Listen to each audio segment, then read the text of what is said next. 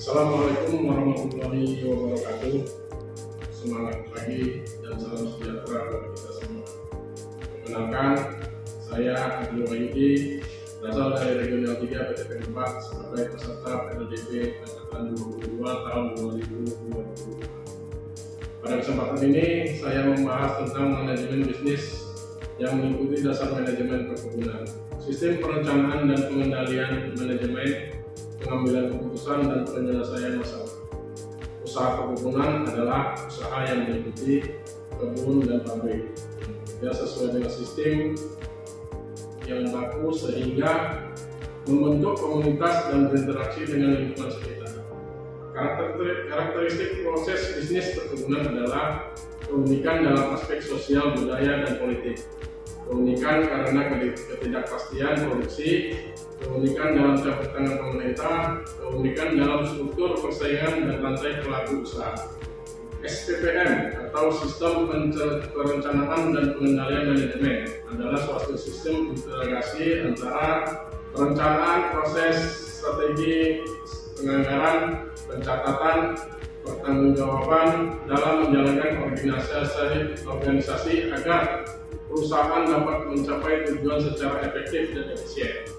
Untuk merumuskan perencanaan kita harus tahu siapa yang menjadi pokok penting dalam membuat perencanaan itu dengan menjawab pertanyaan apa, siapa, kapan, bagaimana, dan mengapa. Manfaat perencanaan adalah membantu para manajer untuk berorientasi ke masa depan, mampu melihat masalah-masalah dan peluang yang mungkin timbul dan yang akan dihadapi di masa mendatang. Manfaat perencanaan akan meningkatkan koordinasi dalam pengambilan keputusan, sehingga mendukung manajer untuk konsisten dengan keputusan yang telah diambil sebelumnya. Perencanaan akan menekankan kepada tujuan organisasi, mengingatkan tujuan organisasi yang harus tercapai. Hal ini dikarenakan kemampuan individu yang terbatas dalam memformulasikan dan memecahkan masalah-masalah yang kompleks dengan nasional. Pengambilan keputusan lebih tepat dianggap memuaskan dan memaksimalkan. 4 tahap dalam penyelesaian masalah, yaitu 1. Tahap masalah, berisi daftar permasalahan, spesifik, prioritas masalah. Langkah mendefinisikan masalah, identifikasikan masalah, menetapkan prioritas masalah, merumuskan pernyataan masalah. 2. Tahap sebab, berisi analisis sebab dari permasalahan yang paling relevan. Langkah mendefinisikan masalah, identifikasikan sebab yang mungkin, analisa penyebab masalah, identifikasi akar penyebab masalah sesungguhnya.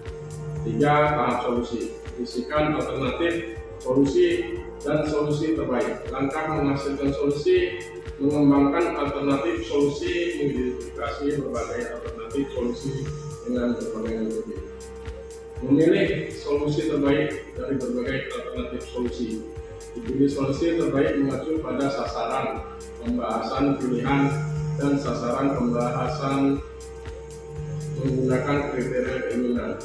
4. Rencana tindakan dan persoalan potensial.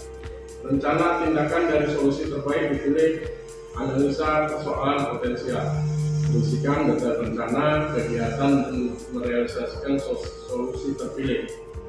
Demikian sesi manajemen bisnis yang bisa saya rangkum pada kesempatan kali ini. Akhir kata saya ucapkan Assalamualaikum warahmatullahi wabarakatuh. Salam Renters PTPN juara.